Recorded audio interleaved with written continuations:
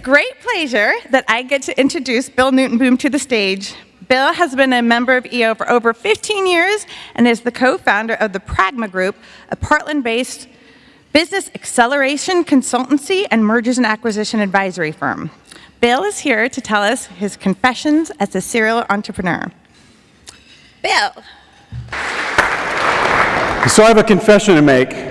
I never really wanted to be an entrepreneur, which is kind of funny because I've spent the last 20 years of my life either founding, co-founding, or running, or helping other people run, grow, and sell their businesses. But where I grew up, business was a dirty word. In northern Minnesota, there are three types of businesses. You got your logging, you got your mining, and you got your railroads. And when I was a kid, the mining companies put so much toxic waste into Lake Superior that the entire city of Duluth couldn't drink the water because it caused cancer. And I learned how to trout fish from an old Finlander who had 3 fingers. And he taught me how to tie a fly with just 3 fingers because he lost the rest of them working on the railroads. And the guys that taught me how to deer hunt, they always used to complain that as soon as the hunting got good, the logging companies would come in and they'd clear cut everything and screw up the hunting for the next generation or so. So up north, as we say back in Minnesota, the old timers like to sit around the campfire and tell stories, and usually tell stories about how shitty the business people were around them.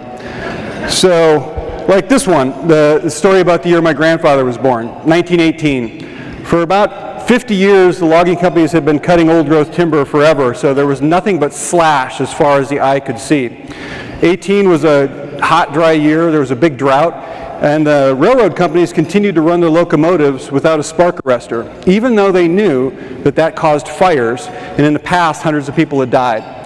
In that year, 1,500 square miles burned. 30 towns were wiped off the map. In my family's hometown of Moose Lake, there's a mass grave of 200 people who died that day. Or how about this story that they used to tell about how my great-grandmother came to hate the logging companies. She worked for one of Frederick Weyerhaeuser's logging companies in Wisconsin because her husband was a high climber, one of those guys that topped the trees off before they cut them down. And she was a cook. She worked in the mess hall, so her job was to feed 100 hungry lumberjacks every day. She had a 2-year-old son, and he spent his days in a playpen that the lumberjacks built underneath one of the tables.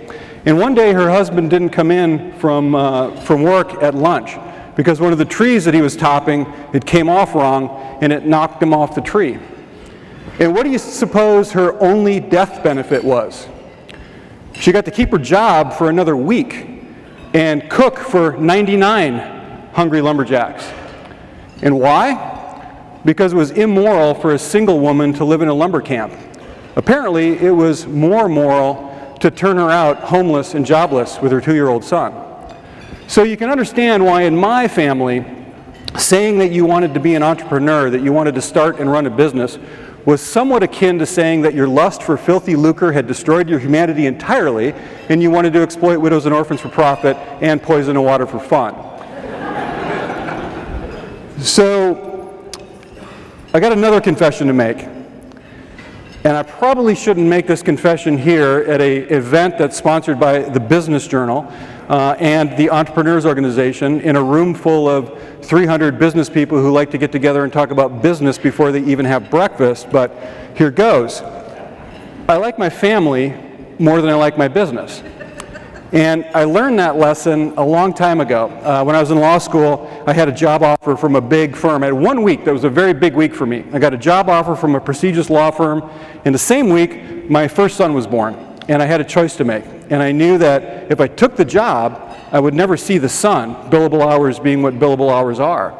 So my wife and I talked it over, and we decided that, you know what, deep in our hearts, we value our family more than we value the money. And that's a lesson that stayed with me for a long time. And that's how I became an entrepreneur. Followed my values into a life that I wanted to lead.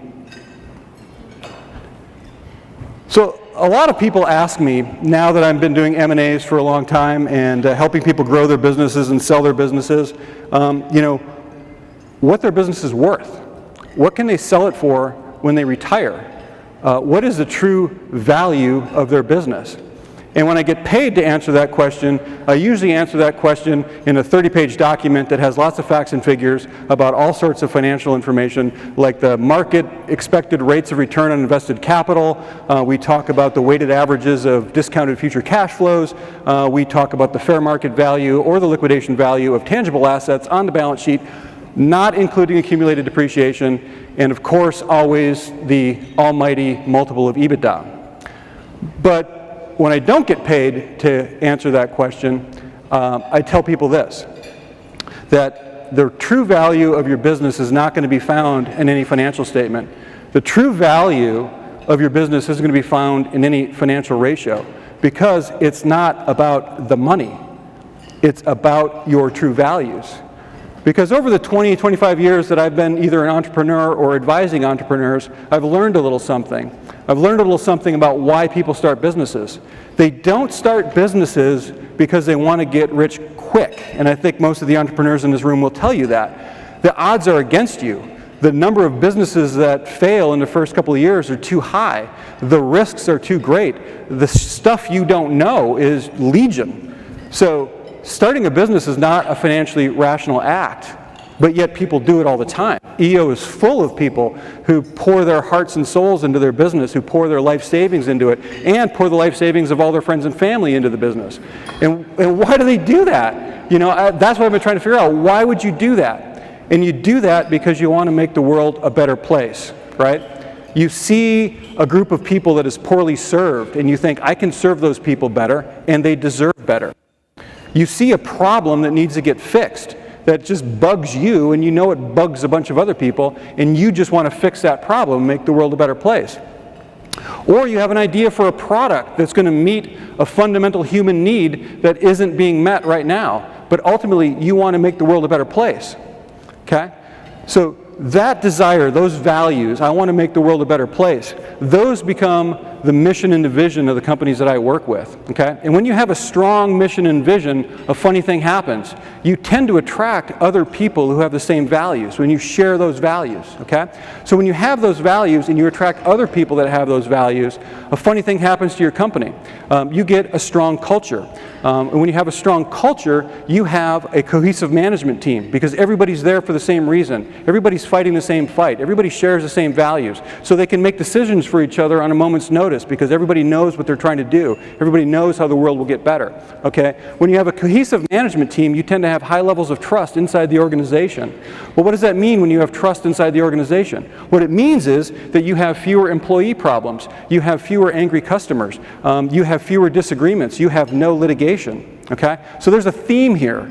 Anybody who's ever done any M&A work in this audience will know, hey, those are the things that drive up the value of the business, right? So when I look at the financial statements of a company and I try to figure it out, I want to see if this company really knows their values. And the way I look to see if they know their values is I look at their income statement because the revenue line will be strong and will be growing. I'll look at the gross profit margin because it'll be above industry benchmarks. And why is that? It's because the company who clearly understands their values so clearly that they can communicate to those other people, those companies have a strong brand. Whether they're a consumer products company or a service company or a manufacturing company, they have a strong brand. And what is a brand? A brand is nothing but a symbol for our shared human values, right? A symbol for what we believe in. And when that symbol communicates values from a company to the consumer, the business is going to be financially healthy. So what I'm going to see is I'm going to see strong revenue and growth, high gross profit margins. I'm going to see, very few litigation, no unhappy customers, good PR. All of those things are going to communicate that this business is healthy. And why? Because they know what their values are. So in the end, it's not about your lust for filthy lucre. It's about your decision to make the world a better place. So I think my family would be proud of my career as a serial entrepreneur. I haven't cut off anybody's fingers. I haven't kicked out any widows and orphans onto the street. But what I do get to do every day is I do get to work with people who are committed to making the world a better place, with a team of people who believe the same things they believe. We get to focus on defining our shared human values, and we get to focus on increasing value for everybody, inside the company and at the world at large. and it's pretty good work if you can get it. Thank you.